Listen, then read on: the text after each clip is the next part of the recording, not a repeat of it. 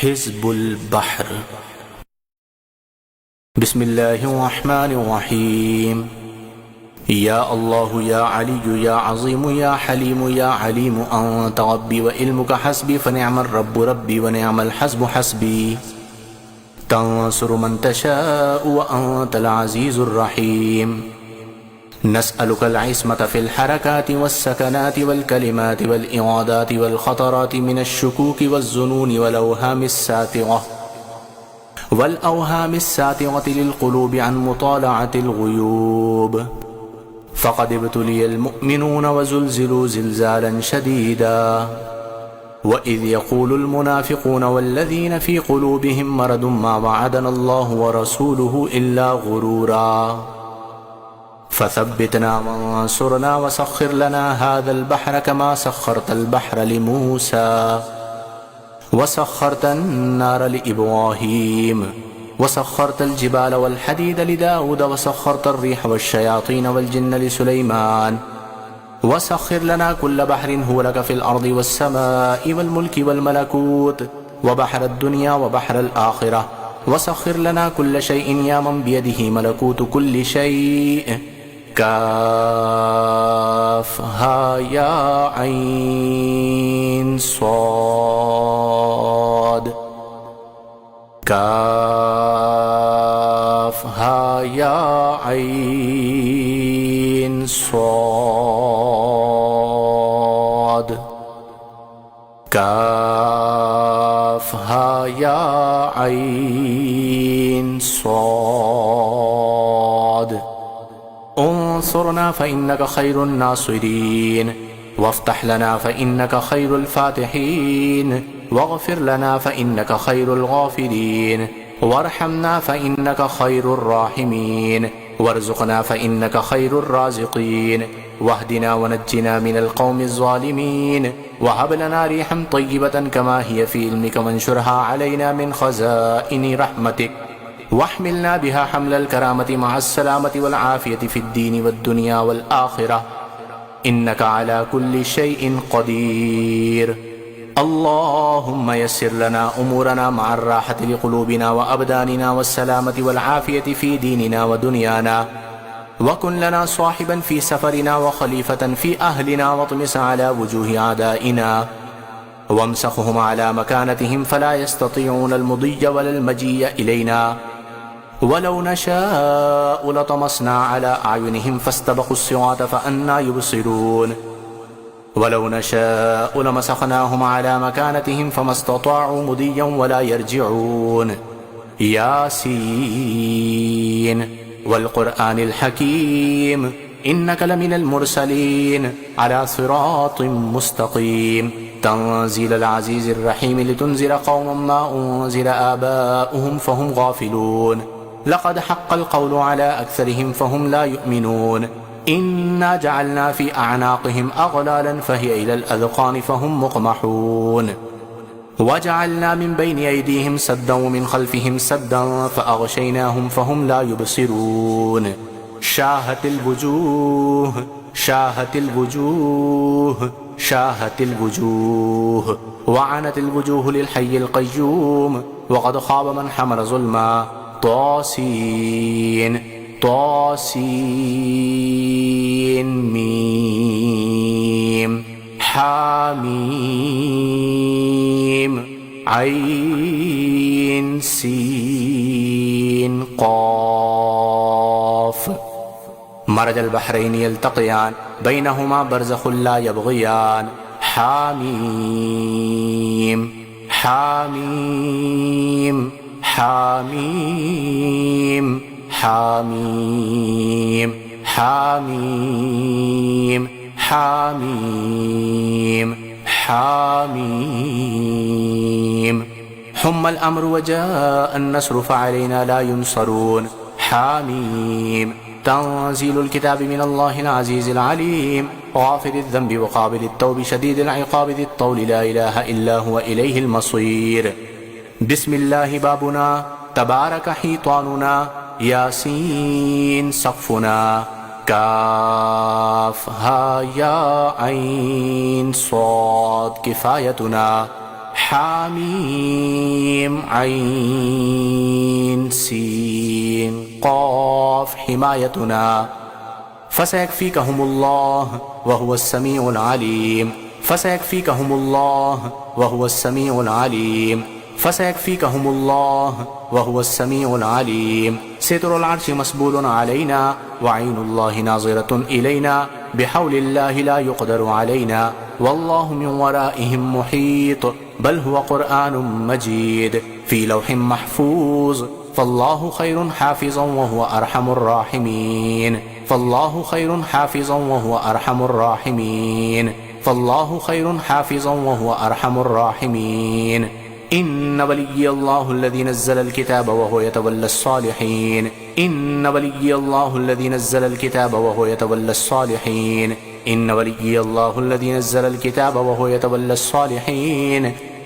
حسبي الله لا إله إلا هو عليه توكلت وهو رب العرش العظيم حسبي الله لا إله إلا هو عليه توكلت وهو رب العرش العظيم حسبي الله لا إله إلا هو عليه توكلت وهو رب العرش العظيم بسم الله الذي لا يضر مع اسمه شيء في الأرض ولا في السماء وهو السميع العليم بسم الله الذي لا يضر مع اسمه شيء في الأرض ولا في السماء وهو السميع العليم بسم الله الذي لا يضر مع اسمه شيء في الأرض ولا في السماء وهو السميع العليم ولا حول ولا قوة إلا بالله العلي العظيم ولا حول ولا قوة إلا بالله العلي العظيم ولا حول ولا قوة إلا بالله العلي العظيم وصلى الله على سيدنا محمد وعلى آله وصحبه وسلم والحمد لله رب العالمين.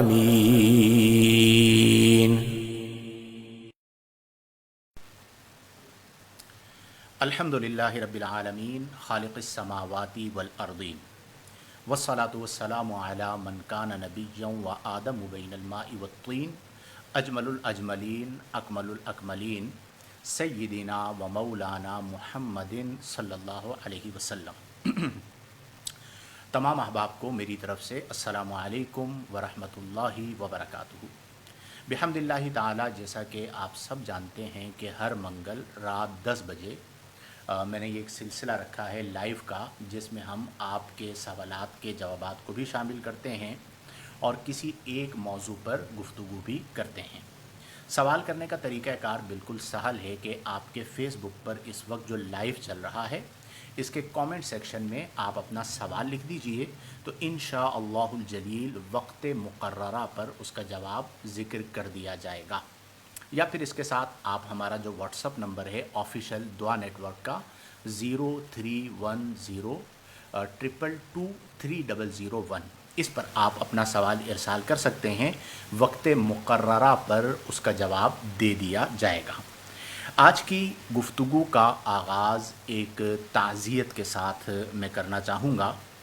گزشتہ دن غالباً 2 روز قبل ملتان میں ایک اہل سنت و جماعت کی جلیل القدر اور عظیم الشان شخصیت حضرت علامہ مولانا اکرم سعیدی رحمۃ اللہ تعالی علیہ کا ایک ایکسیڈنٹ میں وصال ہوا، اور کراچی میں بھی آپ کا نماز جنازہ پڑھا گیا. تدفین کراچی گلشن حدید میں ہوئی اور ملتان میں بھی آپ کا جنازہ پڑھا گیا، اور آپ نے گویا کہ شہادت حکمی کے درجے پر فائز ہوئے.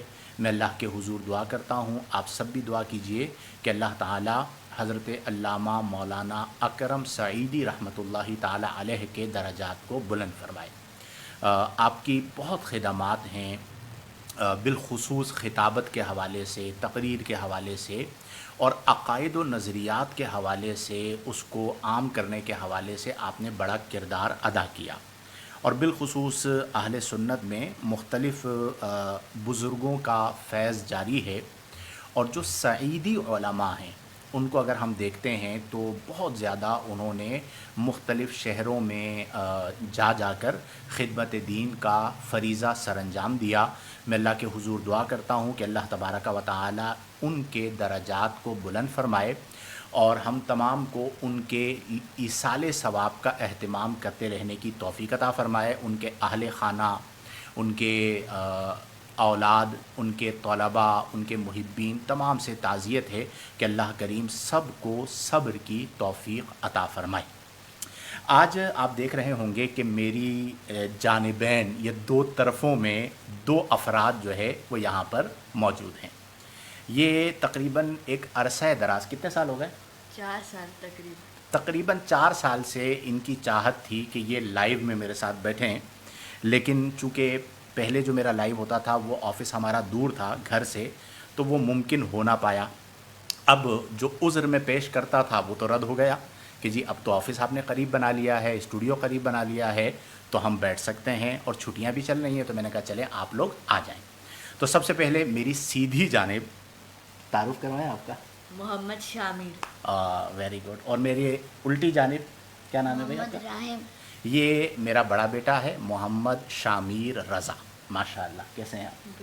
اور یہ میرا چھوٹا بیٹا ہے محمد راہم رضا۔ یہ ہمارا لاڈلا بچہ ہے، اور ویسے تو دونوں لاڈلے ہیں، لیکن یہ تھوڑا سا تنگ ہمیں بہت کرتا ہے کبھی، ایسا ہی ہے نا۔ تو یہ دونوں ماشاء اللہ پڑھ بھی رہے ہیں، اور دینی حوالے سے بھی کوشش ہوتی ہے کہ کچھ نہ کچھ کرتے رہیں۔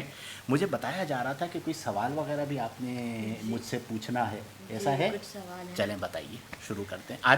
آج جو ہے وہ آپ کے سوالات میں بعد میں شامل کرتا ہوں، پہلے ان کا ایک ایک سوال شامل کرتے ہیں، اور پھر اس کے بعد آپ کے جو سوالات آ رہے ہیں ان کو شامل کیا جائے گا۔ چلیں جی بتائیے۔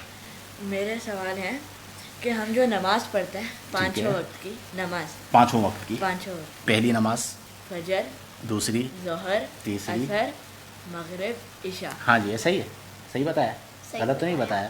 چلیں یہ بتائیے۔ نمازیں پڑھنا ہمارے لیے کیوں ضروری ہے؟ ٹھیک ہے، ہم لوگ ہمارے ان نمازوں کو پڑھنے سے ہمیں کیا فائدہ ہے؟ ویری گڈ، بہت اچھا ہے۔ سب سے پہلے تو دوبارہ کتنی نمازیں ہونی چاہیے؟ 5۔ کوئی بھی نماز قضا، جی۔ ٹھیک ہے۔ تو یہ جو 5 نمازیں ہم ادا کرتے ہیں، بیٹے آپ نے جو سوال کیا، یہ ضروری اس لیے ہیں کہ اللہ تعالیٰ نے ہمیں 5 نمازیں پڑھنے کا حکم دیا ہے، اوکے۔ اور جو ارکان اسلام ہیں، آپ نے پڑھا بھی ہوگا، توحید و رسالت، اور اسی طرح جو ہے وہ نماز، روزہ، حج، زکوٰۃ، ان 5 پلرز میں سے ایک پلر ہے، ٹھیک ہے۔ ہمارے پیارے نبی صلی اللہ علیہ وسلم نے فرمایا کہ الصلاۃ عماد الدین، نماز دین کا ستون ہے۔ فمن اقامہا، جس نے نماز کو قائم کیا، فقد اقامت دین، اس نے دین کو قائم کیا۔ کس کو قائم کیا؟ دین۔ یعنی نماز کو قائم کرنا، دین کو قائم کرنا ہے۔ ومن ترکہا، اور جس نے نماز کو ترک کیا، فقد ہدم الدین، اس نے دین کو منہدم کیا، اوکے۔ تو کسی بھی حال میں نماز ترک کرنے کی اجازت نہیں ہے۔ اور آپ لوگوں کی جو عمر ہے نا بیٹے، اور اسی طرح آپ تمام احباب کے لیے بھی، کہ اگر آپ بچپن میں بچوں کو نماز کا عادی بنا دیتے ہیں تو وہ عمر بھر نماز کے عادی رہتے ہیں۔ تو اس لیے کسی بھی حال میں ترک نماز نہیں کر سکتے، باہر صورت نماز پڑھنا کیا ہے؟ ضروری ہے۔ تو پہلا سوال کلیئر ہوا آپ کا کہ کیوں ضروری ہے، اللہ کریم نے فرمایا اور نبی کریم صلی اللہ علیہ وسلم نے ارشاد فرمایا۔ اب آپ کا سوال یہ ہے کہ ہمیں کیا فائدہ ہوتا ہے؟ جی۔ نمبر 1، نماز پڑھنے پہ ثواب ملتا ہے۔ کیا ملتا ہے؟ ثواب۔ اوکے۔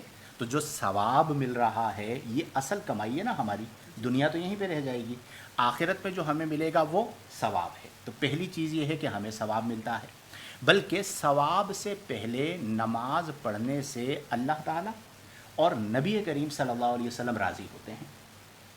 تو اللہ اور اس کا رسول راضی ہو جائے، اس سے بڑی سعادت کی بات کوئی ہے؟ ٹھیک ہے۔ تو اللہ کریم راضی ہوتا ہے، نبی کریم راضی ہوتے ہیں، اور اسی طرح ثواب ملتا ہے۔ پھر سب سے بڑھ کر یہ ہے بیٹے کہ آج کے دور میں آپ جانتے ہیں فتنے کتنے عام ہیں۔ تو جب آپ نماز پڑھتے ہیں نا، تو یہ نماز آپ کے باطن کو منور کرتی ہے، یعنی یہاں پر کیا ہوتا ہے؟ دل، ٹھیک ہے۔ تو وہ جو دل ہے وہ اللہ کے نور سے منور ہو جاتا ہے، اس میں اللہ کی محبت آ جاتی ہے، روحانیت آ جاتی ہے، نورانیت آ جاتی ہے، اور آپ گناہوں سے بچ جاتے ہیں۔ کس سے بچ جاتے ہیں؟ گناہوں۔ تو کچھ بھی ہو جائے نماز چھوڑنی ہے؟ نہیں، بلکہ نماز پڑھنی ہے۔ صبح نیند میں آنکھ نہ بھی کھل رہی ہو نیند کی وجہ سے، تو بھی جاگ کر کیا کرنا ہے؟ نماز ادا کرنی ہے۔ تو یہ اس کے بہت سارے فوائد ہیں۔ پھر رزق میں برکت ہوتی ہے، عمر میں برکت ہوتی ہے، گھر میں برکت ہوتی ہے، بے حیائی کے کاموں سے آپ بچ جاتے ہیں، آپ گناہ کی طرف آپ کا دل مائل نہیں ہوتا۔ تو آج کے دور میں اگر ہم گناہ سے اپنے آپ کو بچانے میں کامیاب ہو جائیں تو یہ اللہ تعالیٰ کا بہت بڑا فضل ہے یا نہیں ہے؟ تو اس لیے آپ نے بھی نماز کی پابندی رکھنی ہے، آپ نے بھی نماز کی پابندی رکھنی ہے، اور آپ سب سے بھی گزارش ہے کہ اپنے بچوں کو نمازی بنائیں۔ اگر آپ نے اپنے بچوں کو نمازی بنا دیا تو انشاءاللہ الجلیل نماز انہیں بہت سارے برے کاموں سے، بے حیائی کی باتوں سے اور بیرا روی سے محفوظ کر دے گی۔ اللہ تعالی ہم سب کو توفیق عمل عطا فرمائے۔ چلیں جی آپ کی طرف آتے ہیں، آپ کا بھی کوئی سوال ہے؟ مجھے اطلاع موصول ہوئی ہے، ایسا ہے؟ بابا میرا چلیں یار ایک سوال کام ہے۔ کرتے ہیں نا، آپ کا سوال چھوڑتے ہیں، نیکسٹ ٹائم کبھی پوچھ لیں گے، کیا بولتے ہو حمزہ؟ کیا کرے، لے لیں سوال یا چھوڑ دیں؟ یہ کیا کہہ رہا تھا؟ جس سے چاہے پہلے پوچھ لے۔ چلے آپ بتائیے کیا سوال ہے آپ کا؟ پاپا میرا ایک سوال ہے کہ بتائیے۔ جو ہم درود پاک پڑھتے ہیں وہ ہمارے پیارے نبی صلی اللہ علیہ وسلم سنتے ہیں، واہ، اور کیا وہ ہم سے پیار کرتے ہیں؟ کیونکہ ہم تو ان سے بہت پیار ماشاء اللہ آپ پیار کرتے ہیں نبی کریم صلی اللہ علیہ وسلم سے، آپ پیار کرتے جی، ہیں۔ بالکل۔ ہماری جانیں اور ہماری اولادیں ہمارے آقا کریم کے قدموں میں قربان، اور ہمارا تو اساسہ حیات نبی کریم صلی اللہ علیہ وسلم کی محبت ہے۔ اب راہم رضا کا سوال یہ ہے کہ جو ہم درود پاک پڑھتے ہیں کیا نبی کریم صلی اللہ علیہ وسلم وہ درود پاک سنتے ہیں؟ یہ سوال ہے آپ کا۔ بالکل، ہم جو درود پاک پڑھتے ہیں ہمارے پیارے آقا کریم صلی اللہ علیہ وآلہ وسلم اس درود پاک کو سماعت کرتے ہیں، اور جو انبیاء ہوتے ہیں نا بیٹے، ان کے وصال کے بعد، یعنی جو دنیاوی زندگی سے جب وہ چلے جاتے ہیں، پردہ فرما جاتے ہیں، آپ کو یاد ہوگا نبی کریم صلی اللہ علیہ وسلم کے روضہ مبارک پر ہم گئے تھے، سلام عرض کیا تھا مدینہ المنورہ میں، یاد ہے آپ کو؟ تو اس روضہ انور میں بھی وہ زندہ ہیں، ٹھیک ہے؟ اللہ نے انہیں یہ طاقت عطا فرمائی ہے کہ ان کا چاہنے والا کہیں پر بھی درود پاک پڑھے تو وہ درود پاک نبی کریم صلی اللہ علیہ وسلم سماعت فرماتے ہیں، ٹھیک ہے؟ تو ایک تسبیح آپ نے روزانہ کیا پڑھنا ہے؟ درود پاک۔ ٹھیک ہے، آپ نے بھی کیا کرنا ہے؟ ایک تسبیح روزانہ۔ اور آپ سب سے بھی گزارش ہے کہ اپنے بچوں کو روزانہ ایک تسبیح درود پاک ضرور پڑھوائیں، اس سے برکت ہوگی۔ دوسری بات یہ ہے کہ آپ کا پہلا سوال کا حصہ یہ تھا کہ نبی کریم سنتے ہیں، وہ میں نے آپ کو بتا دیا، اور اس پر بہت ساری احادیث بھی موجود ہیں۔ پھر اس کا ثواب یہ ہے کہ نبی کریم صلی اللہ علیہ وسلم نے فرمایا من صلی علیہ صلاۃ واحدہ، جو مجھ پر ایک بار درود پاک پڑھتا ہے، صلی اللہ علیہ عشر صلوات، اللہ تبارک و تعالی اس پر 10 رحمتیں نازل فرماتا ہے۔ How much? 10۔ ورفعت لہو 10 درجات، اور اللہ تعالیٰ اس کے 10 درجات کو بلند فرماتا ہے۔ How much? 10۔ کتنے ہو گئے؟ 10 + 10 20۔ 20۔ وحطت عنہ 10 خطیئات، اور اللہ تعالیٰ اس کی 10 خطاؤں کو معاف فرما دیتا ہے۔ کتنی چیزیں ہو گئیں؟ 10 10 10، کتنے ہو گئے؟ 30 ہو گئے، یعنی 10 درجات بلند ہوتے ہیں، 10 خطائیں معاف ہوتی ہیں، اور 10 رحمتیں اس پر نازل کی جاتی ہیں۔ اوکے، اچھا آپ نے بتایا کہ آپ نبی کریم صلی اللہ علیہ وسلم سے بہت پیار کرتے ہیں، جان قربان ہے ان پہ، ٹھیک ہے؟ آپ کی بھی؟ جی۔ تو نبی کریم صلی اللہ علیہ وسلم سے جس طرح ہم پیار کرتے ہیں نا، اسی طرح ہمارے پیارے آقا کریم ہم سے پیار کرتے ہیں، یعنی امت کی فکر کیا کرتے تھے۔ آقا کریم صلی اللہ علیہ وسلم امت کے لیے دعائیں کیا کرتے تھے، آقا کریم صلی اللہ علیہ وسلم امت کے لیے رویا کرتے تھے، آنسو بہایا کرتے تھے۔ تو اللہ تبارک و تعالی ہمیں ان کی نگاہ خاص عطا فرمائے۔ تو جس طرح ہم نبی کریم سے پیار کرتے ہیں، اسی طرح نبی کریم بھی ہم سے پیار کرتے ہیں، اور نبی کریم صلی اللہ علیہ وسلم کی محبت اور نبی کریم صلی اللہ علیہ وسلم کا پیار یہ ہمارا اثاثہ ہے۔ کیا ہے؟ اثاثہ حیات ہے کہ ہم آقا کریم کی محبت میں اپنی جانوں کو بھی قربان کر سکتے ہیں۔ وہ ایک شعر سناتا ہوں نا میں اکثر، کہ کروں تیرے نام پہ جاں فدا، نہ بس ایک جاں دو جہاں فدا، دو جہاں سے بھی نہیں جی بھرا، کروں کیا کروڑوں جہاں نہیں۔ اللہ تعالی ہم سب کو توفیق عمل عطا فرمائے۔ تو روزانہ درود پاک کی کثرت کرنی ہے، ٹھیک ہے بھائی؟ اور ہم کوشش کریں گے کہ آپ لوگ ایک آدھ سوال نوٹ کر لیا کریں، تو آن اینڈ آف جو ہے نا حمزہ، ایک ایک سوال ان لوگوں سے ہم لیتے رہا کریں گے، ٹھیک ہے؟ تاکہ بچوں کی تربیت کا ایک سلسلہ بھی جاری رہے. جو گفتگو آپ سب نے سماعت فرمائی وہ آپ کے بچوں کے لیے بھی ہے کہ اپنے بچوں کو نمازی بنائیں، روزانہ درود پاک پڑھنے والا بنائیں اور تلاوت قرآن کرنے والا بنائیں. اللہ تعالی ہم سب کو توفیق عمل عطا فرمائے. اب ایک کام یہ کریں جی کہ آپ لوگ آرام سے کھیلیں کودیں، میں جب تک لائیو کرتا ہوں پھر اس کے بعد ہم گفتگو کریں گے. اللہ تعالی ہم سب کو توفیق عمل عطا فرمائے. آپ سے ملاقات کر کے بڑی خوشی ہوئی. ٹھیک ہے، چلیں، اللہ حافظ. اللہ کریم، دعا کی درخواست. چلیں بیٹا، بیٹھیں آپ لوگ.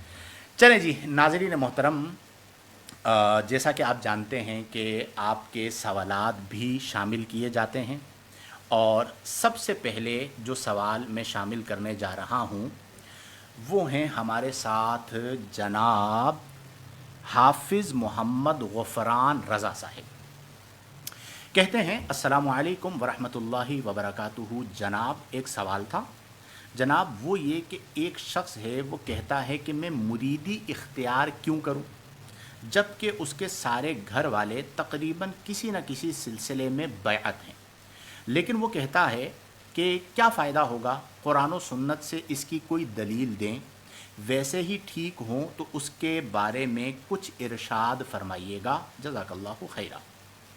دیکھیں سب سے پہلے یہ جو طریقت ہے، پیری مریدی کا سلسلہ ہے کہ آپ کسی بھی سلسلے میں کسی ایسے شیخ کے مرید بنتے ہیں جو جامع الشرائط ہے، اس سے آپ کو روحانی فیض حاصل ہوتا ہے.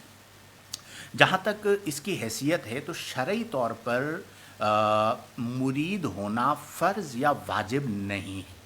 لہذا اگر وہ یہ کہہ رہا ہے کہ میں کیوں اختیار کروں تو آپ کو اس پر ان سے لڑنے کی ضرورت نہیں ہے کہ آپ ان سے غیر ضروری بحث کریں اور پھر وہ بالکل ہی اسلام سے بدزن ہو جائیں. ایسا مت کیجیے گا. البتہ پیری مریدی یا کسی جامع الشرائط شیخ کے ہاتھ پر بیعت کرنا یہ زماناً فزماناً تواتر سے چلا آ رہا ہے. اس کی جو اصل ہے وہ ہے بیعت رضوان، یعنی نبی کریم صلی اللہ علیہ وسلم کے دست مبارک پر صحابہ کرام نے بیعت کی. بلکہ اس سے پہلے اگر آپ یوں دیکھ لیجئے کہ جب اسلام کا پیغام آیا تو صحابہ کرام نبی کریم صلی اللہ علیہ وسلم کے دست مبارک پر اسلام قبول کرتے تھے. جنہوں نے اسلام قبول کیا اور نبی کریم کے ہاتھ پر بیعت کر لیا کرتے تھے، اس بیعت سے مراد اگرچہ اس کے الفاظ یہ نہیں ہوتے جو ہمارے یہاں مروج ہو گئے، وہ ایک الگ چیز ہے، لیکن اصل جو ہے یہ وہاں سے شروع ہوتی ہے. اور پیری مریدی یعنی بیعت کرنا کسی بھی سلسلے کے اندر یہ تابع ہے قرآن و حدیث کے. یعنی اگر کوئی شیخ قرآن و حدیث کی رعایت نہیں کرتا اور قرآن و حدیث کی تعلیمات کو آگے نہیں بڑھاتا تو وہ شیخ نہیں ہو سکتا، اس کے ہاتھ پر بیعت نہیں کر سکتے. تو اگر آپ کو کوئی جامع الشرائط شیخ مل جاتے ہیں، آپ ان کے ہاتھ پر بیعت کر لیتے ہیں تو یہ بہت اعلیٰ بات ہے اور بہت افضل بات ہے کہ پھر وہ آپ کی روحانی تربیت کر رہا ہوتا ہے. جس طرح ہوتا ہے نا کہ ہم اپنی زندگی کے اندر ایک اچھا ٹیچر، ایک اچھا یوں کہہ لیجئے کہ ڈاکٹر رکھتے ہیں، تو روحانیت کے حوالے سے بھی ہمیں کوئی ایسا شیخ سے اپنے دامن کو وابستہ کرنا چاہیے کہ جو ہماری باطنی تربیت کا سامان کرے. تو بہرحال پیار محبت سے آپ اسے سمجھائیں، اگر وہ سمجھ جائے تو فبیہا، اگر نہ بھی سمجھے تو اسے جیت اور ہار کا مسئلہ نہیں بنانا چاہیے، بلکہ کچھ وقت کے لیے چھوڑ دیجئے. انشاءاللہ وقت مقررہ پر ان کے نصیب میں ہوگا تو وہ بیعت کر لیں گے. اور بالفرض بیعت نہیں کر پائے لیکن وہ قرآن و حدیث پر عمل کرتے ہیں، تعلیمات اسلام کو اپناتے ہیں، تو وہ مسلمان ہیں اور نجات کی امید ہے. اس کی حیثیت فرض یا وجوب کی نہیں ہے. اللہ تعالی ہم سب کو توفیق عمل عطا فرمائے. اچھا جی، اس کے بعد کون ہیں ہمارے ساتھ؟ ماریا صاحبہ ہیں.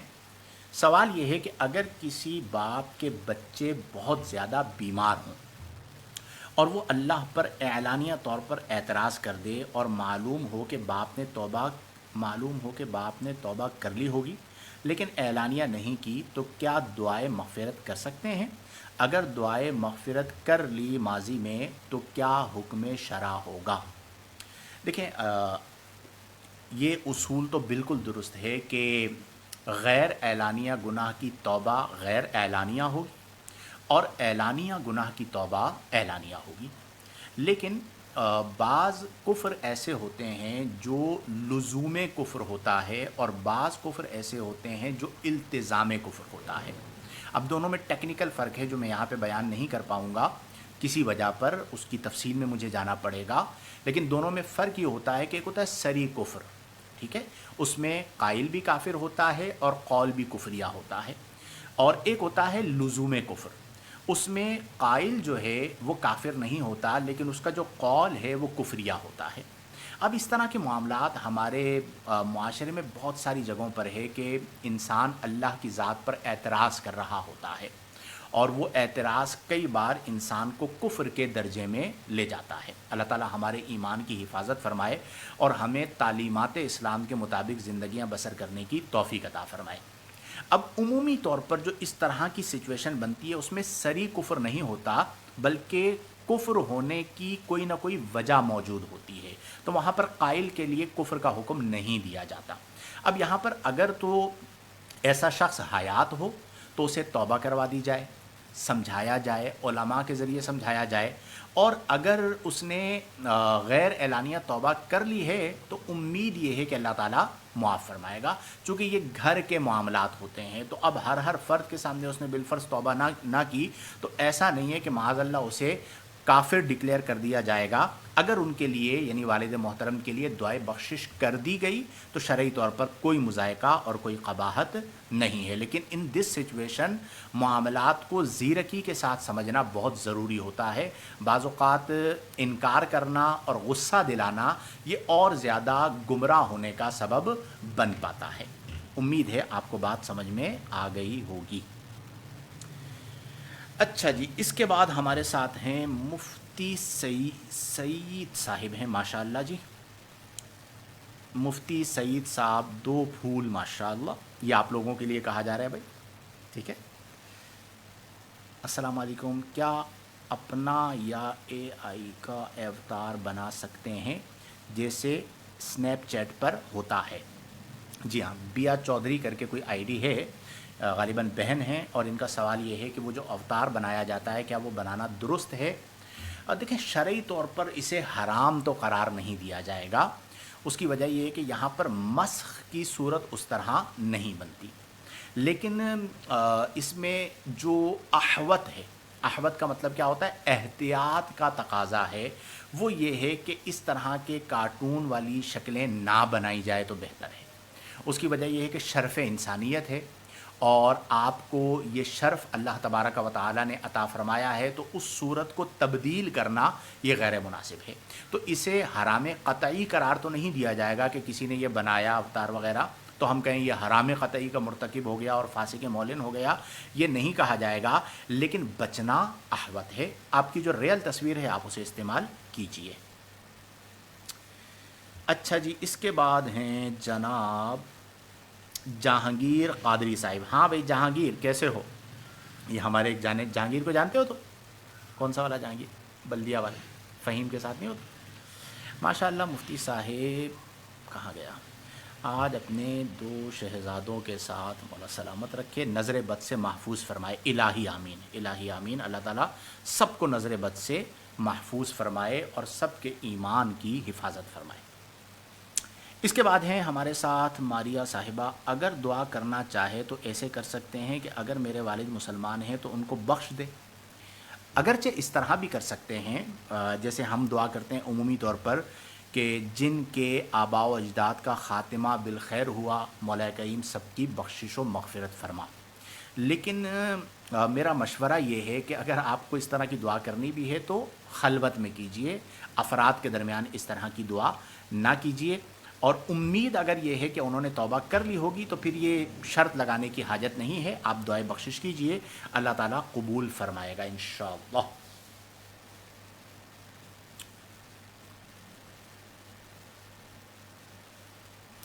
بیا چودھری صاحبہ ہیں. دوسرا سوال ہے کہ کیا قبلہ کی طرف پاؤں کر کے سو سکتے ہیں؟ دعاؤں میں یاد رکھیں. دیکھیں خانہ کعبہ کی جو سمت ہے اس کا ایک ادب ہے، ٹھیک ہے، اور اس میں حکم یہ ہے کہ خانہ کعبہ کی طرف پاؤں کر کے سونا یہ منع ہے، اور اس میں احتیاط درکار ہے۔ استقبال جو ہے وہ کیا جاتا ہے سجدہ کرنے کے لیے، تو پاؤں خانہ کعبہ کی سمت پر میں ہوں گے تو اس سے ہمارے علماء کرام نے منع فرمایا ہے۔ لیکن اگر بالفرض کوئی عادی ہے اور اس طرح وہ سو گیا تو اس پر حرام قطعی کا فتویٰ اگرچہ نہیں ہے۔ میں اسے یوں سمجھاتا ہوں، با ادب با نصیب، بے ادب بے نصیب۔ جتنا ادب کریں گے آپ کو اتنا زیادہ روحانی حصہ نصیب ہوگا۔ تو ہمارے علماء کرام نے اس سے منع فرمایا ہے، لہذا احتیاط اسی میں ہے کہ خانہ کعبہ کی طرف پاؤں نہ کیے جائیں، اور گھر میں جو بیڈ وغیرہ ہے اس کی پلیسنگ ایسی ہونی چاہیے کہ آپ کے پاؤں جو ہے وہ خانہ کعبہ کی طرف نہ ہوں۔ ان چیزوں کا خاص خیال رکھیں۔ اسفار میں بعض اوقات ایسا ہوتا ہے ہوٹلز وغیرہ میں، تو وہاں پر بھی آپ جو ہے وہ جہت کو یعنی سمت کو تبدیل کر لیں۔ ہوٹل والوں کو کہہ دیں کہ بھئی آپ بیڈ وغیرہ تبدیل کر دیں تو وہ کر دیتے ہیں۔ خانہ کعبہ کی سمت جو ہے وہ پاؤں نہیں ہونے چاہیے۔ اچھا جی، اس کے بعد کون ہے ہمارے ساتھ؟ سکندر ملک صاحب۔ مفتی صاحب، ایک سوال ہے، آج کل لوگوں کو دیکھا گیا ہے کہ سب کو ٹھیک بول رہے ہوتے ہیں اور یہ کہتے ہیں کہ سب مسلمان ہیں، یہ مولویوں نے اپنی روٹی کے لیے رولا ڈالا ہوا ہے، ایسے لوگوں کی کیسے اصلاح کی جائے؟ دیکھیں، کسی حد تک تو یہ بات درست ہے کہ کچھ ایسے نام نہاد مولوی ہیں کہ جنہوں نے بہت رولا ڈالا ہوا ہے، ٹھیک ہے، اور معاشرے کے اندر انتشار اور افتراق کا سبب بنتے ہیں۔ لیکن اوور آل جو علمی اختلاف ہوتا ہے یا یوں کہہ لیجئے کہ نظریاتی اختلاف ہوتا ہے، تو اس میں اگر دلیل کے ساتھ کوئی کسی کا رد کرتا ہے، جیسے ہمارے یہاں مسالک کا اختلاف پایا جاتا ہے اور وہ صرف فروع میں نہیں ہے، اصول میں ہے کہ یہ جملہ درست ہے یا نہیں ہے، یہ فتویٰ ہے تو کس بنا پر ہے، تو وہاں پر جو اختلاف ہے وہ حسد کی وجہ سے نہیں ہے، وہ علم کی وجہ سے ہے، اور اس میں اختلاف کا معیار اور اختلاف کا لیول دیکھا جائے گا کہ وہ اختلاف ایمان اور کفر کے حوالے سے ہے، وہ اختلاف حلت و حرمت کے حوالے سے ہے، وہ اختلاف کس حیثیت کے حوالے سے، اس کے مطابق کیا جائے گا۔ لیکن ایسی چیزوں کو سمجھانا، اب جیسے فرقہ واریت ہے، اب فرقہ واریت پہ لعنت ہے، لیکن ہر طبقہ یہ کہتا ہے کہ دوسرا جو طبقہ ہے وہ فرقہ ہے، میں سواد اعظم ہوں، ٹھیک ہے۔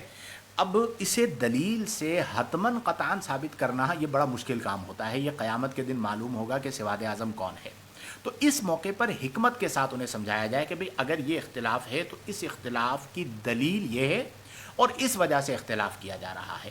باقی اگر کہیں پر محض ذاتیات کی وجہ سے، جیسے ہمارے ہاں کچھ ایسے لوگ ہوتے ہیں جو ذاتی مفاد کے لیے گروپ بندیاں کر لیتے ہیں، مخالفت کرتے ہیں، ایک دوسرے کو برا بھلا بول رہا ہوتا ہے، دوسرا پہلے کو برا بھلا بول رہا ہوتا ہے، تو وہاں پر اپنے دامن کو بچانا یہ بہت ضروری ہوتا ہے۔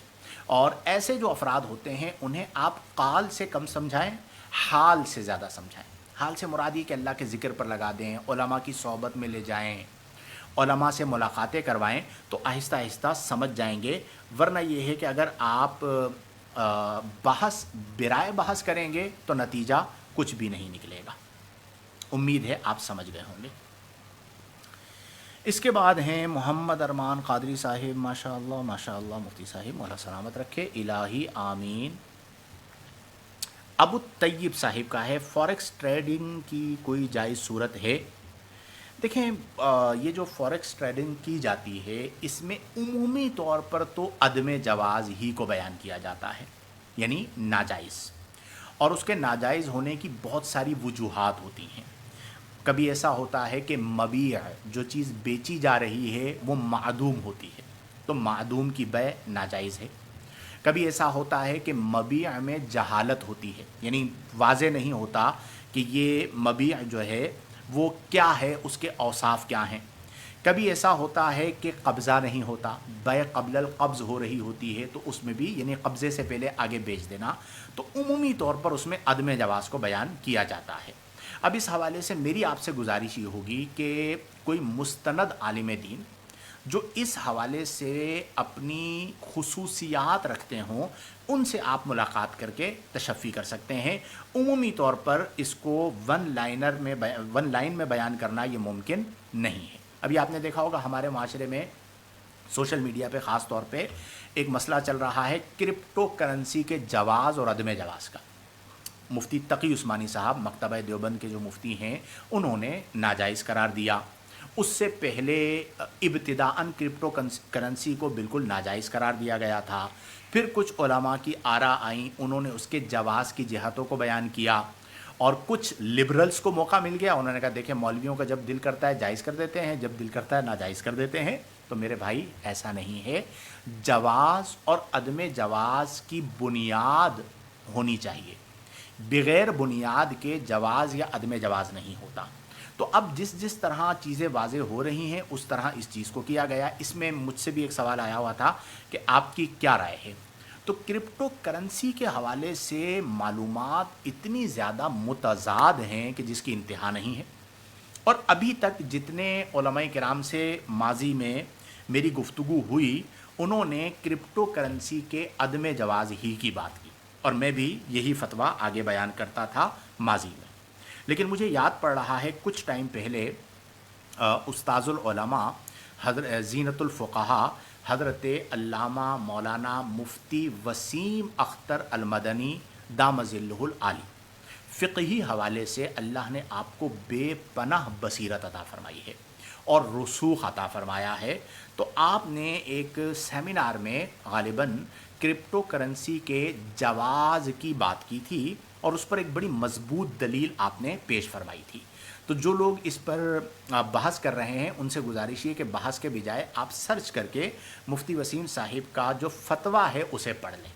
اور ایک گزارش میں یہ کروں گا کہ ایسا جو موقع ہوتا ہے اس میں علماء کو چاہیے کہ وہ مل بیٹھیں, بالخصوص وہ علماء جو فقہی حوالے سے اپنی ایک رائے رکھتے ہیں, جن کے پاس معلومات ہیں. مختلف ادارے ہیں, مثلا اہل سنت میں دعوت اسلامی کے بہت سارے مفتیان کرام ہیں, اسی طرح جامعہ نعیمیہ مفتی منیب الرحمٰن صاحب جو ہیں ان کے ادارے کے مفتیان کرام ہیں, مفتی وسیم اختر المدنی صاحب دام ظلہ العالی ہیں, دیگر جو اس طرح کے صاحب رائے مفتی ہیں اور جو ان شعبوں سے وابستہ ہیں, وہ سب ایک میٹنگ کال کر لیں. اور فقہ حنفی کے حوالے سے دیوبندی چونکہ فتویٰ دیتے ہیں تو اگر ممکن ہو تو انہیں بھی بٹھا لیں, بقیہ اختلافات کو الگ رکھتے ہوئے کہ وہ بھی اپنے دلائل پیش کریں, اور مشترکہ یا کم از کم یہ ہو کہ دیوبندی مکتبہ فکر کا ایک مشترکہ فتویٰ آ جائے اور اہل سنت کا مشترکہ فتویٰ آ جائے, فرداً اس کو بیان نہ کیا جائے. اس کی وجہ یہ ہے کہ پھر عوام جو ہے وہ تذبذب کا شکار ہوتی ہے اور دو ٹوک جواب نہیں مل پاتا. تو یہ علماء کرام کو چاہیے کہ اس میں اپنا کردار ادا کریں, اور میں سمجھتا ہوں مفتی منیب الرحمٰن صاحب دام ظلہ العالی اس حوالے سے اپنا بہترین کردار ادا کر سکتے ہیں. ایک شرعیہ بورڈ بنا دیا جائے, لیکن اس میں تمام لوگوں, یہ نہ ہو کہ ایک تنظیم کا اپنا ہے, دوسرے ادارے کا اپنا ہے, تیسرے ادارے کا اپنا ہے, اور ایک کچھ بیان کر رہا ہے دوسرا کچھ بیان کر رہا ہے. تمام اپنے اپنے مقالہ جات پیش کریں اور جس چیز پر اتفاق ہو جائے اسے بیان کریں. اب یہ مفتی تقی عثمانی صاحب نے جو بیان کیا, اس کے بعد پھر مجھے کسی نے ایک بیان بھیجا, اس میں انہوں نے کہا کہ اس پہ نظر ثانی کی جا سکتی ہے کچھ معلومات لینے کے بعد. تو نظر ثانی کریں, نظر ثالث کریں, نظر رابع خامس سادس سابع جو بھی کرنی ہے وہ ساری ایک ساتھ کر لیں, لیکن جب پبلک میں آپ اپنا اوپینین دیں تو وہ حتمی, قطعی اور یقینی ہونا چاہیے, ورنہ پھر اس وجہ سے لوگ علماء کی طرف انگلیاں اٹھاتے ہیں. اور یہ یاد رکھیں کہ علماء کرام ضروری نہیں ہے کہ صرف اپنے مفادات کے لیے, کچھ لوگ کرتے ہوں گے, میں یہ نہیں کہتا کہ سب دودھ کے دھلے ہوئے ہیں, اپنے مفادات کے لیے بھی جو درباری مولوی ہوتے ہیں وہ کرتے ہیں, لیکن یہ جو جدید مسائل ہوتے ہیں اس میں نالج آ رہی ہوتی ہے, معلومات آ رہی ہوتی ہیں, آراء مختلف ہو رہی ہوتی ہیں, معلومات کی بنا پر جو ہے وہ رائے کو تبدیل کیا جا رہا ہوتا ہے. تو یہ پاسبل ہے, اجتہادی مسائل میں آتا ہے, لیکن میں یہ بڑی ایک تمنا رکھتا ہوں کہ تمام لوگ مل بیٹھیں اور ایک مشترکہ رائے دی جائے تو انشاءاللہ فائدہ ہوگا. اللہ تعالی ہم سب کو توفیق عمل عطا فرمائے. ایک بار درود پاک پڑھ لیجیے.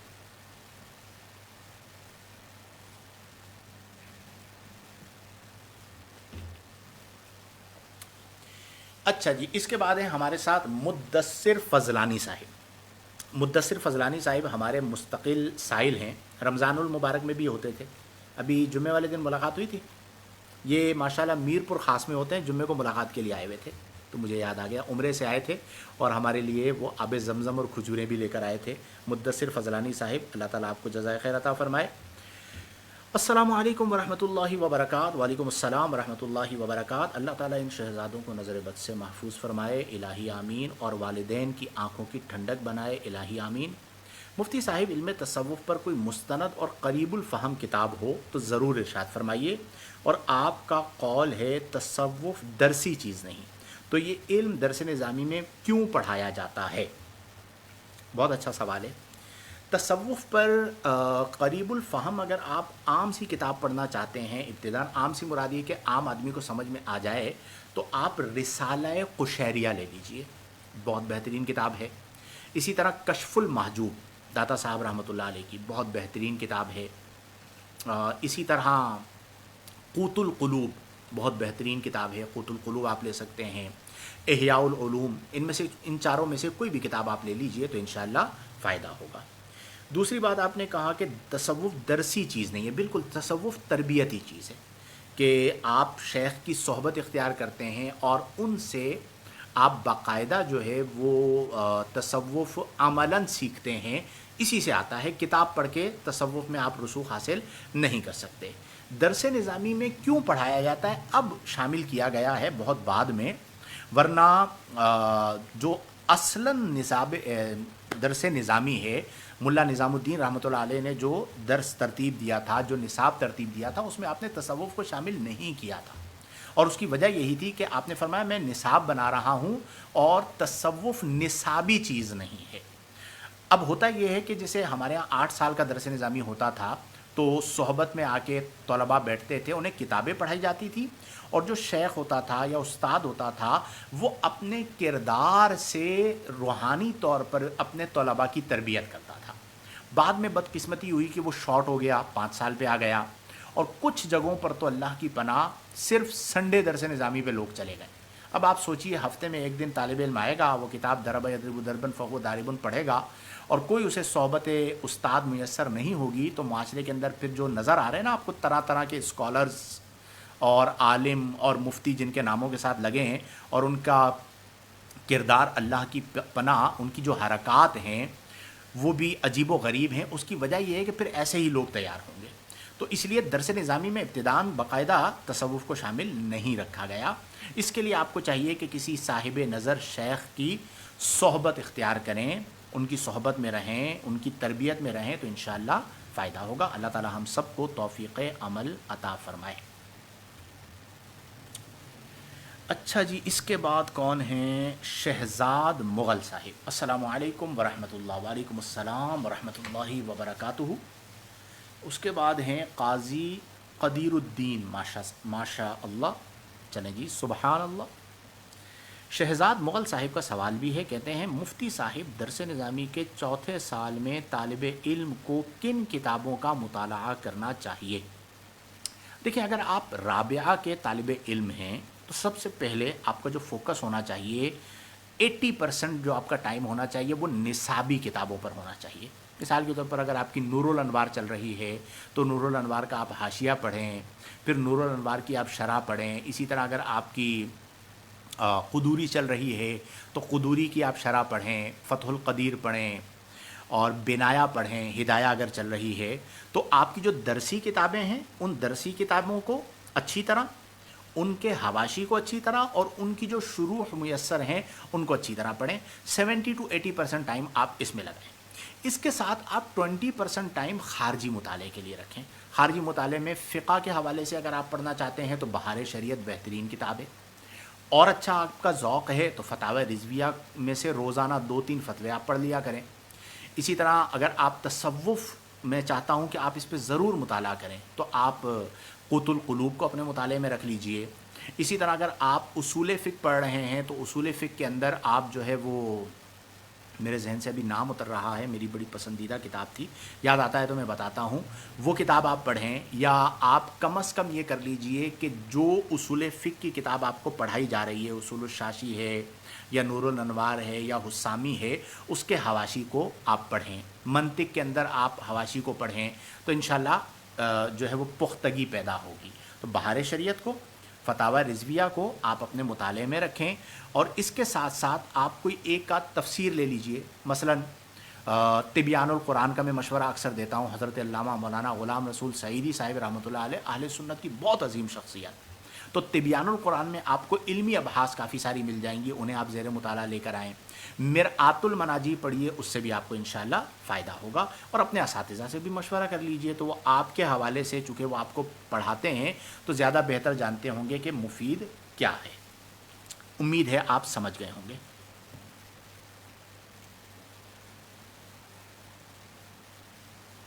قادری افندی صاحب، سوال ان کا یہ ہے کہ ہمارے بچپن میں دادی نانی بالکل سیاہ برقع پہنتی تھیں، اس برقعے میں تمام خواتین یکساں لگتی تھیں، لیکن فی زمانہ رنگ برنگی مینا کاری والے پرکشش عبایا برقع رواج پا چکے ہیں، کیا اس کو پہن کر شریعت کا مقصد پورا ہوتا ہے؟ دیکھیں، عرف بدلتا رہتا ہے، بالکل یہ بات آپ کی درست ہے کہ ہمارے بچپن میں معاملہ کچھ اور تھا اور ہمارے 55 میں معاملہ کچھ اور ہے، ٹھیک ہے، یعنی بڑھاپے میں یا قریب، جب ہم بالکل بڑھاپے کے قریب پہنچنے والے ہیں تو معاملہ کچھ اور تبدیل ہو گیا، تو عرف بدلتا رہتا ہے۔ اصل مقصود ہے عورت کو چھپانا، برقعے کا جو مقصود ہے۔ اب یہ ایک بہت بڑا المیہ ہے کہ برقع اتنا اٹریکٹیو بنایا جا رہا ہے کہ نہ چاہتے ہوئے بھی کسی کی نظر اس طرف اٹھے، چونکہ اس کے اندر اٹریکشن رکھی گئی ہے۔ تو اس میں خواتین کو چاہیے کہ وہ خود احتیاط سے کام لیں کہ برقعے کا مقصد کیا ہے؟ ستر۔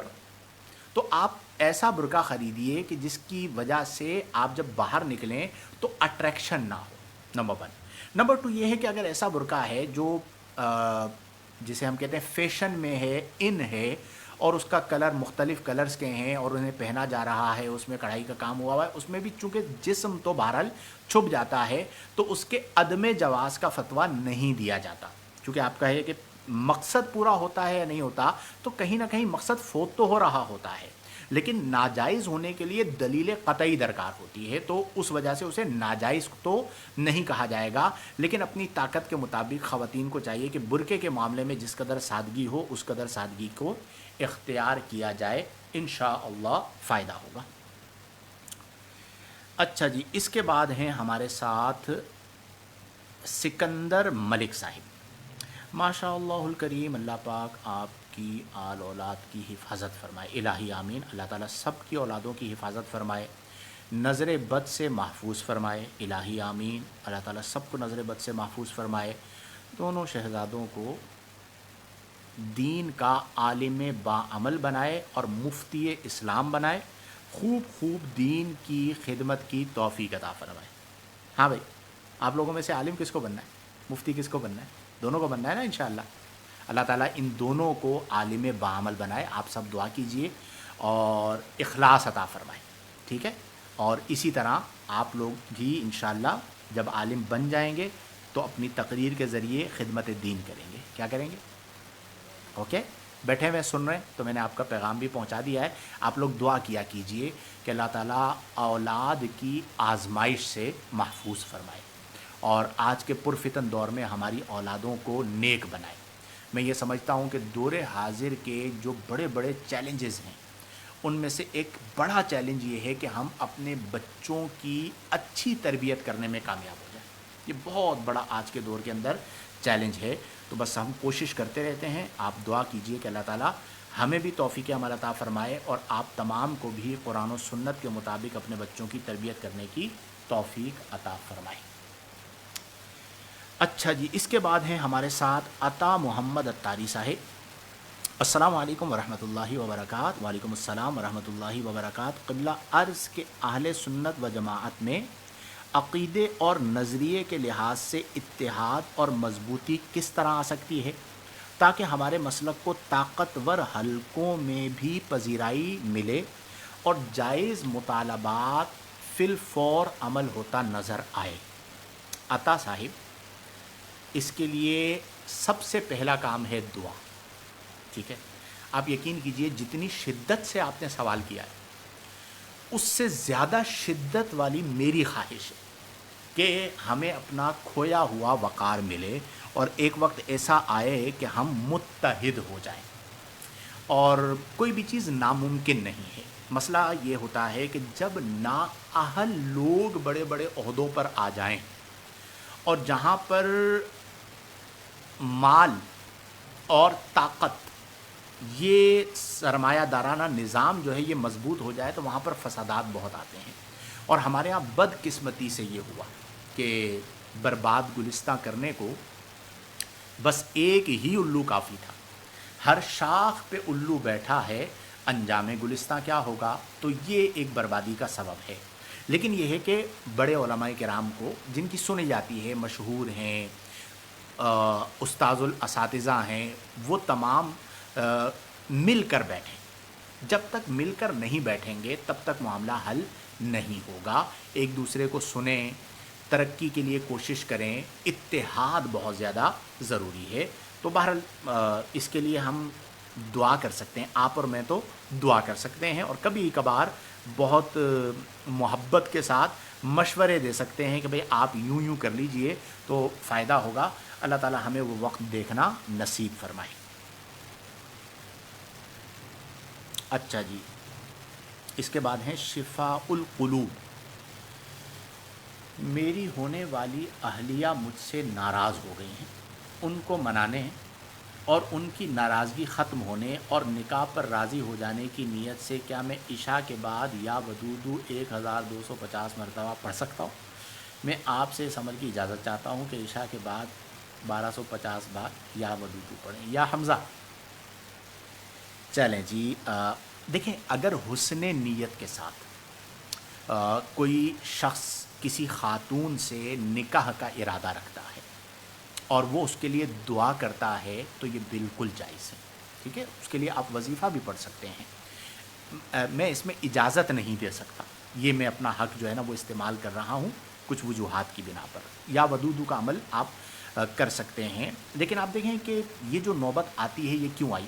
کہ جو آپ کے سوال سے مجھے لگ رہا ہے شفاء القلوب صاحب، وہ یوں آئی کہ نکاح نہیں ہوا اور آپ کا فون پر رابطہ ہوگا، ناراضگی کا کوئی نہ کوئی سبب بنا ہوگا نا، وجہ ناراضگی ہوتی ہے تو ناراضگی ہوتی ہے۔ اب وہ جو گفتگو ہو رہی ہوگی اس میں کسی چیز کا خیال نہیں رکھا گیا ہوگا، حدود شرع کو پامال کیا ہوگا، اور پھر اس کے بعد یہ نوبت آ گئی۔ لیکن بہرحال میں آپ کی دل آزاری نہیں کرنا چاہتا، اگر آپ حسن نیت سے وہیں پر نکاح کرنا چاہتے ہیں تو آپ صدق دل سے اللہ کی بارگاہ میں دعا کریں۔ دیکھیں کسی مرد کا کسی خاتون کی محبت میں غیر اختیاری طور پر مبتلا ہونا یہ گناہ نہیں، ٹھیک ہے؟ یا اسی طرح کسی عورت کا یا کسی خاتون کا کسی مرد سے غیر اختیاری طور پر محبت کرنا، محبت کا معنی ہوتا ہے میلان قلب، کسی سے بھی پیار ہو جاتا ہے، ٹھیک ہے؟ تو اب پیار ہو گیا، محبت ہو گیا تو ایسا نہیں ہے کہ شریعت مطہرہ نے آپ کے اوپر حرام کا فتویٰ لگا دیا یا یہ حرام کام ہو گیا۔ ہاں، اس محبت کے حصول میں اگر آپ کوئی غیر شرعی طریقہ اختیار کریں گے تو وہ ناجائز ہوگا، آپ غیر محرمہ سے بات نہیں کر سکتے، البتہ آپ دعا ضرور کر سکتے ہیں۔ تو اللہ کے حضور دعا کیجئے کہ اللہ تبارک و تعالیٰ آپ کے، اور میں اس میں یہ دعا اکثر لوگوں کو بتاتا ہوں، یہ جو محبت کا بھوت ہے نا یہ بڑا خطرناک ہے، اس نے بڑے بڑے لوگوں کا خون پیا ہے اور بڑے بڑے لوگوں کو برباد کیا ہے۔ اور عمومی طور پر یہ میں آپ کے لیے نہیں کہہ رہا، دیگر لوگوں کو سمجھانے کے لیے کہہ رہا ہوں کہ محبت جو ہمارے ہاں کہا جاتا ہے نا کہ جی مجھے بڑی محبت ہے، آپ یقین کیجیے آج کی جو جنریشن ہے اس میں محبت 10% بھی ہو تو بڑی بات ہے، 90% نفس پرستی ہوتی ہے، ٹھیک ہے؟ وہ محبت نکاح کے بعد ختم ہو جاتی ہے، جو پہلے کے سارے دعوے ہوتے ہیں اور ساری چیزیں ہوتی ہیں وہ ساری کی ساری جو ہے وہ ختم ہو جاتی ہیں۔ تو یہ نفس پرستی ہوتی ہے عمومی طور پر، کہیں پر سچی محبت ہو تو بہت اعلیٰ بات ہے، لیکن اس کے لیے بھی شرعی طریقہ کار کو اختیار کیا جائے، لیکن اس کا تعلق اپنے دماغ اور دل کے ساتھ اتنا مضبوط نہ کر لیں کہ آپ یوں سمجھیں کہ زندگی برباد، ٹھیک ہے، وہ عاشق ناکام ہو کر آپ جو ہے وہ گھومتے رہیں، یہ نہیں ہونا چاہیے. اپنے اوپر کنٹرول رکھیں اور اللہ کی بارگاہ میں دعا کریں کہ آپ کے حق میں جو بہتر ہو اللہ وہ کرے. یہ ایک بہترین دعا ہے کہ آپ کے حق میں جو بہتر ہے اللہ تعالیٰ وہ کر لے. ضروری نہیں ہوتا کہ جو آپ بہتر سمجھتے ہیں وہ آپ کو ملے اور وہ آپ کے لیے بہتر بھی ہو. اللہ کے علم میں ہے جو میرے لیے بہتر ہے، تو میں اللہ سے دعا کروں مولا جو میرے حق میں بہتر ہے تو وہ فرما دے، اور اگر بہتر نہیں ہے تو میرے دل کو وہاں سے پھیر دے. دل پھیرنے والی ذات تو اللہ کی ہے نا، تو آپ اس طرف سے ہٹ جائیں گے اور انشاءاللہ آپ کو فائدہ ہوگا. اللہ تعالی ہم سب کو توفیق عمل عطا فرمائے. اختتام کی طرف چلتے ہیں جی. فہیم سلیم صاحب ہیں، یہ ہمارے مستقل سائل ہیں. السلام علیکم ورحمۃ اللہ وبرکاتہ. مفتی صاحب کیسے ہیں آپ؟ ٹھیک ہیں؟ وعلیکم السلام ورحمۃ اللہ. فہیم بھائی اللہ کا بڑا کرم، ماشاء اللہ، اللہ پاک آپ کو سلامت رکھے، آمین یا رب العالمین. آپ نے دعا فرمائی تھی، اللہ تعالیٰ زوجہ کے لیے اور مزید بھی دعا فرمائیے گا. جی ہاں بالکل، آپ جمعۃ المبارک میں غالباً آپ نے مجھے ذکر کیا تھا، زوجہ محترمہ کی طبیعت کے حوالے سے ہاسپٹلائز تھیں. اللہ تعالیٰ ان کو صحت کلی عطا فرمائے. بلکہ آگے آپ ہی کا کامنٹ ہے کہ الحمدللہ وہ ہاسپٹل میں تھیں لیکن الحمدللہ ان کی چھٹی ہو گئی ہے. چلیں جی، اللہ کا بڑا فضل ہے. اللہ تعالیٰ بیماریوں سے محفوظ فرمائے اور آپ کے گھر کو، آپ کی اولاد کو، فیملی کو شاد و آباد رکھے.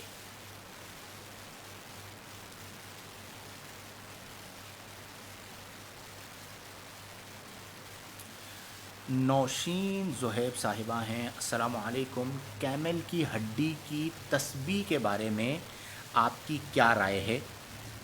اسے کسی نے کہا ہے نظر کے لیے اچھی ہوتی ہے. اس طرح کی کوئی روایت میں نے نہیں پڑھی، اور واللہ عالم کہاں سے یہ سلسلہ چلا. باقاعدہ اب تو تسبیحیں اس طرح کی بک رہی ہوتی ہیں 2 نمبر، مطلب وہ ریل ہڈی بھی نہیں ہوتی، بس وہ بنا کر بیچ رہے ہوتے ہیں. اس کی کوئی شرعی حیثیت نہیں ہے، اور میں یہ سمجھتا ہوں کہ نظر بد کے حوالے سے بہتر یہ ہے کہ آپ جو وظائف قرآن و حدیث میں آئے ہیں وہ کیجئے، اس طرح کی چیزوں میں مبتلا نہ ہویا جائے، کیونکہ اس حوالے سے میرے ذہن میں کوئی روایت موجود نہیں ہے کہ جسے میں آپ کے گوش گزار کر سکوں. محمد سلمان حنیف صاحب، کرپٹو کرنسی حوالے سے آپ کی رائے. میں نے کچھ دیر پہلے ضمناً ایک سوال کے جواب میں کرپٹو کرنسی کے حوالے سے رائے پیش کر دی ہے، جس کا خلاصہ یہ ہے کہ مفتی وسیم اختر المدنی دام ظلہ العالی کا فتویٰ اس کے جواز پر باقاعدہ جزیے کے ساتھ موجود ہے. مال کی جو انہوں نے تعریف بیان کی ہے اس کے مطابق اس پر تمام علماء کو چاہیے کہ مفتی وسیم صاحب کے ساتھ اور دیگر علماء بیٹھ جائیں اور بیٹھ کر متفقہ جو ہے وہ اپنی ایک رائے پیش کریں عوام کے سامنے. فرداً الگ الگ فتویٰ نہ دیا جائے تو زیادہ بہتر ہے. میں فی الحال ذاتی طور پر اگر کوئی مجھ سے کرپٹو کرنسی کے حوالے سے سوال کرتا ہے تو میرا موقف ہے سکوت، یعنی نہ میں جواز کا فتویٰ دے رہا ہوں فی الحال، نہ میں عدم جواز کا انتظار کر رہا ہوں ہمارے معزز علماء کرام کیا فرماتے ہیں. شہزاد مغل صاحب ہیں، مفتی صاحب میرا سوال یہ ہے کہ درس نظامی کے 4تھے سال کے طالب علم کو کن کتابوں کا مطالعہ کرنا چاہیے اور تفسیر جلالین کی کون سی شرح اور کنز الدقائق کی کون سی شرح زیادہ بہتر ہے؟ میں اس کا جواب عرض کر چکا ہوں. جلالین کی جو آپ شرح پڑھنا چاہیں، تفسیر جلالین کی حاشیۃ الساوی بہترین ہے، اور حاشیۃ الجمل وہ بھی اچھی ہے، لیکن ساوی میں نے زیادہ پڑھی ہے تو حاشیۃ الساوی کو آپ پڑھیں بالاستیاب، بہت فائدہ ہوگا. کنز الدقائق کی شرح جو میں نے پڑھی تھی وہ تھی غالباً تبیین الحقائق، ٹھیک ہے، بہترین شرح ہے کنز کی، تو آپ تبیین الحقائق کو پڑھیے تو انشاءاللہ الجلیل فائدہ ہوگا. وقاص ہیں، السلام علیکم ورحمۃ اللہ. اس کے بعد ابو الطیب ہیں، عبداللہ قادری ہیں. چین کی گھڑی پہننا کیسا؟ میں نے ویسے آج پہنی بھی نہیں ہے، بالکل جائز ہے، ٹھیک ہے. وہ کسی زمانے میں اعلیٰ حضرت کا فتویٰ دکھایا جاتا تھا اور نماز میں امام صاحب نے جو ہے نا وہ چین والی گھڑی پہنی ہوتی تھی تو کہتے تھے نماز نہیں ہوگی، پہلے آ کے دیکھتے تھے. تو بہرحال چین والی گھڑی اگر کوئی پہنتا ہے تو شرعی طور پر اس کا جواز ہے، نماز ہو جائے گی، کوئی مضائقہ نہیں ہے. ابو طیب صاحب فورکس ٹریڈنگ کے حوالے سے میں نے جواب عرض کر دیا ہے. قادری افندی صاحب، جیو والے معاملے میں معاذ غامدی کا نام سامنے آ رہا ہے، آپ سے گزارش ہے لائیو معرف پیج پر تجدد کا تسلط کے عنوان سے تحریر کا مطالعہ ضرور فرمائیے گا. آپ مجھے اس کا لنک بھیج دیجیے گا تو میں انشاءاللہ ضرور مطالعہ کروں گا. اس پر میں گفتگو تفصیلاً کر چکا ہوں. ابو طیب صاحب جزاک اللہ خیرہ. اچھا جی، اس کے بعد ہیں ہمارے ساتھ عنایت رسول صاحب، السلام علیکم ورحمۃ اللہ وبرکاتہ۔ مفتی صاحب قبلہ دلائل الخیرات شریف اور حزب البہار شریف پڑھنے کی اجازت مرحمت فرمائیں۔ بالکل اجازت ہے، میں متعدد بار ذکر کر چکا ہوں کہ جو وظائف ہمارے ہاں بتائے جاتے ہیں وہ آپ بالاجازت ہیں، آپ پڑھ سکتے ہیں، جمالی وظائف ہوتے ہیں تو انشاءاللہ فائدہ ہوگا۔ عطا محمد صاحب ہیں، اتاری جزاک اللہ خیرہ واحسن الجزا، قبلہ مفتی صاحب جزاکم اللہ۔ چلیے جی، اللہ تبارک و تعالی ہم تمام کو توفیق عمل عطا فرمائے اور قرآن و سنت کے مطابق زندگیاں بسر کرنے کی توفیق عطا فرمائے۔ ممکنہ طور پر جتنے سوالات تھے وہ میں نے شامل کر لیے۔ اختتام پر ایک وظیفہ جو آج میں نے ابتداءً ذکر کرنا تھا لیکن وہ رہ گیا تو میں وظیفہ ذکر کیے دیتا ہوں۔ آج کا وظیفہ ہے کہ جب آپ زندگی میں کسی بڑی مصیبت میں مبتلا ہو جائیں تو حسبی اللہ و نعم الوکیل اس کا ورد کریں۔ یہ ایک ایسا وظیفہ ہے کہ جس کی برکت سے اس مصیبت سے اللہ تعالیٰ آپ کو چھٹکارا عطا فرمائے گا۔ اکثر الصحابتی روایتاً حضرت ابو ہریرہ رضی اللہ تعالیٰ عنہ سے مروی ہے کہ نبی کریم صلی اللہ علیہ وسلم نے فرمایا کہ جب تم کسی بڑی مصیبت میں گرفتار ہو تو یہ پڑھو۔ کیا پڑھو؟ فرمایا حسبنا اللہ و نعم الوکیل۔ اسی طرح ایک اور روایت ہے جس میں حضرت عائشہ صدیقہ رضی اللہ تعالی عنہا بیان فرماتی ہیں کہ جب نبی کریم صلی اللہ علیہ وسلم غمگین ہوتے تو حسبی اللہ و نعم الوکیل پڑھا کرتے تھے۔ تو اگر زندگی میں کبھی کوئی مشکل مرحلہ آ جائے تو آپ اس وظیفے کو اپنی زندگی کا حصہ بنا لیجئے تو انشاءاللہ الجلیل آپ کو نفع ہوگا۔ اسی حوالے سے ایک عدد ہے 450 مرتبہ حسبنا اللہ و نعم الوکیل۔ یہ اصل میں واحد متکلم اور جمع متکلم کا صیغہ ہے، تو آپ حسبی اللہ و نعم الوکیل 450 مرتبہ یا حسبنا اللہ و نعم الوکیل 450 مرتبہ، دونوں میں سے جو آپ پڑھنا چاہیں آپ پڑھ سکتے ہیں۔ جب کبھی کسی مصیبت میں مبتلا ہوں 450 مرتبہ حسبنا اللہ و نعم الوکیل پڑھیں، اس کی برکت سے اللہ تعالیٰ آپ کو اس مصیبت سے چھٹکارا اور اس مصیبت سے نجات عطا فرمائے گا۔ میں اللہ کے حضور دعا کرتا ہوں کہ اللہ تبارک و تعالیٰ ہم تمام کو فرائض و واجبات کی پابندی کرنے، صغائر و کبائر سے اجتناب برتنے کی توفیق عطا فرمائے۔ انشاءاللہ الجلیل بشرط حیات اگلے منگل کو رات 10 بجے سے آپ سے پھر ملاقات ہوگی، ایک نئے موضوع کے ساتھ۔